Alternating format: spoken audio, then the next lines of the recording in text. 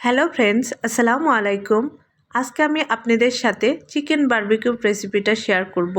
বাসায় তৈরি করার পরে মাংসটা একদম ভিতর থেকে সফট এবং জুসিনেস ভাব কিভাবে এই পারফেক্ট বারবিকিউ তৈরি করবেন সেটাই শেয়ার করব। ড্রাই হয়ে যাবে না, খুবই মজার। এই বারবিকিউটা ঘরে থাকা মশলা দিয়ে কিভাবে করেছি শেয়ার করছি। তার জন্য একটা বোল নিয়ে নিলাম।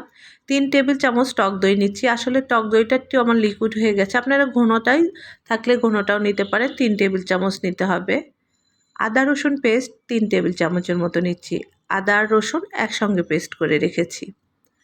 এখন নিয়ে নিব মরিচের গুঁড়ো। মরিচের গুঁড়োটা আমি 2 চামচের মতো নিব। একটু ঝাল না হলে ভালো লাগে না। আর আজকে আমি একটা ব্রয়লারের মুরগি দিয়ে বারবিকিউ করে দেখাবো।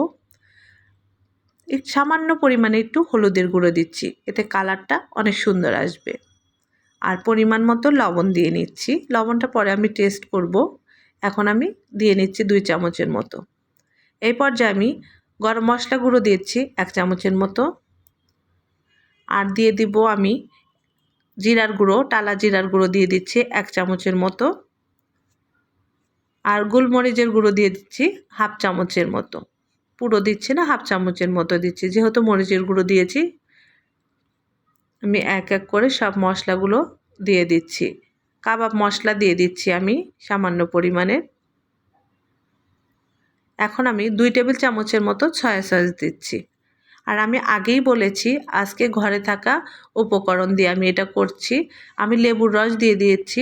একটা পুরো লেবুর রস আমি চিপে দিয়ে দিচ্ছি। একটা লেবু দিলেই একটা মুরগির জন্য এনাফ। এখন মশলাটাকে ভালোভাবে মিক্সড করে নিব। এর মধ্যে কালারের জন্য আমি একটু জর্দার কালার অ্যাড করছি।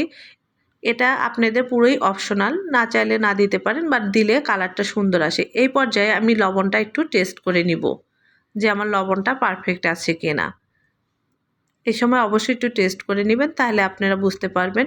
আর মুরগির মাংসগুলো আমি এইভাবে কেটে নিয়েছি এবং মানে একটু কেটে কেটে নিয়েছি যাতে মশলা ভিতরে ভালোভাবে ঢুকে যায়। ওভাবে কেটে নিলে আর মাংসের সাদা ভাব থাকবে না, মশলাগুলো ভিতরে ঢুকে যাবে, খেতে ভালো লাগবে। আর আজকে আমি একদম বড় করে কাটিনি, মিডিয়াম সাইজের করে কেটে নিয়েছি। আজকে পুরো আমি একটা মুরগি দিয়ে এটা করে নিচ্ছি।